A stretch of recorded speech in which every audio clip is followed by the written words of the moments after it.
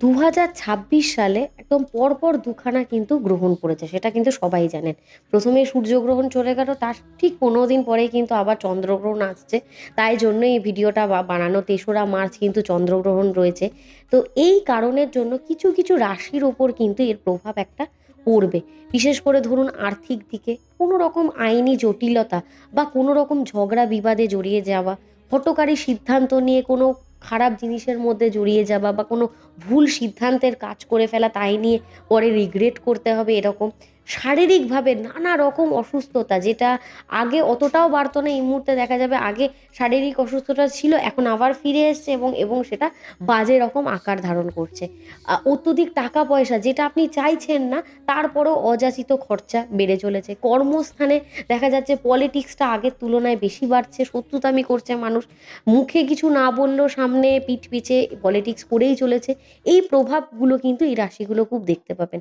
প্রথমে যে রাশিগুলো, এই ভিডিওটা কিন্তু প্রথমে আমি বলে রাখি একটা সতর্কবার্তা, এবং আপনাদেরও যদি এই রাশি হয় অবশ্যই কমেন্ট করে জানাতে ভুলবেন না। একটা সতর্কতা মেনে আপনারা যদি চলতে পারেন, আশা করি আপনারা এই সময়টা কিন্তু কাটিয়ে উঠতে পারবেন।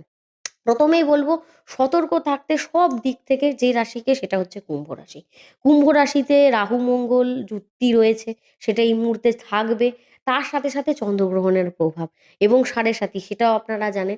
এই কারণের জন্য কুম্ভ রাশির মানুষের ক্ষেত্রে কিন্তু মেন্টালি প্রেশারটা প্রচণ্ড পরিমাণে থাকবে, মানসিকভাবে প্রচণ্ড, মানে আপনারা চঞ্চল থাকবেন, কিছুতেই ভালো রকমভাবে থাকতে, বা যতই কিছু হোক না কেন কিছুতেই ভালো থাকবে না। তার সাথে সাথে শারীরিক প্রবলেমও আপনারা কিন্তু দেখতে পাবেন। তাই জন্য এই সময়টা, বিশেষ করে চন্দ্রগ্রহণের দিন কিন্তু খুব সাবধানে সতর্কতা মেনে কিন্তু চলবেন।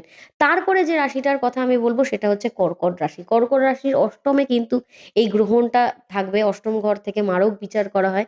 তাই জন্য কর্কট রাশিকে আমি বলবো সাবধানে থাকতে। তারপরে আমি বলবো সিংহ রাশিকে, সিংহ রাশির 7th হাউসে এই ঘটনাটা ঘটবে। তারপরেই আমি বলবো বৃশ্চিক রাশি, বৃশ্চিক রাশি মঙ্গলের, আপনারা জানেনই তো মঙ্গলের যে রাশি দুটো আছে, সেই রাশি মেষ এবং বৃশ্চিক, আমি দুজনকেই বলবো খুব সাবধানে থাকতে, যেহেতু মঙ্গল রাহুর যুতিও রয়েছে এবং চন্দ্রগ্রহণের এফেক্ট তাদের ওপর সব থেকে বেশি পড়বে, বিশেষ করে মেন্টালি এফেক্টটা। এবং তার সাথে সাথে যে রাশিটাকে আমি বলবো, সেটা হচ্ছে বৃষ রাশি। দেখা যাবে অনেক কাজ করছেন, তারপরেও ভালো থাকছেন না, কোনো দিক থেকে কোনো না কোনো দিকে টাকা পয়সা অত্যধিক খরচা হয়ে যাওয়া বা কর্মক্ষেত্রে ডিসস্যাটিসফ্যাকশন পাওয়া। এই সময়টা কিন্তু একটু দেখে শুনে ধীরে সুস্থে ঈশ্বরের নাম জপ, ধ্যান, হনুমান চালিসা, মহাদেবের পুজো, এগুলো করে যদি থাকতে পারেন আধ্যাত্মিকভাবে, আশা করি আপনারা শারীরিক, কর্মক্ষেত্র, মেন্টালি, এভরিথিং দিক থেকে আপনারা কিন্তু সুস্থ এবং স্বাভাবিক জীবনযাপন করতে পারবেন।